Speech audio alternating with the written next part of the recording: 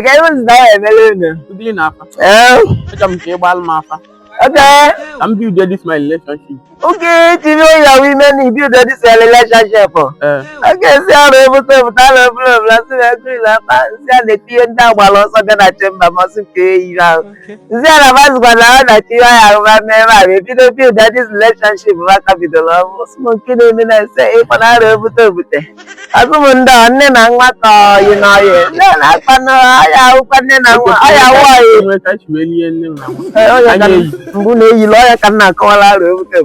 Then I have one friend or you know, as one can I say, as one can I give you the relationship. I never investment on no malukoto and a blog. Okay, tell me loan. I tell me build the relationship. Okay, oh yeah, that's not to do the relationship. That's what can I say.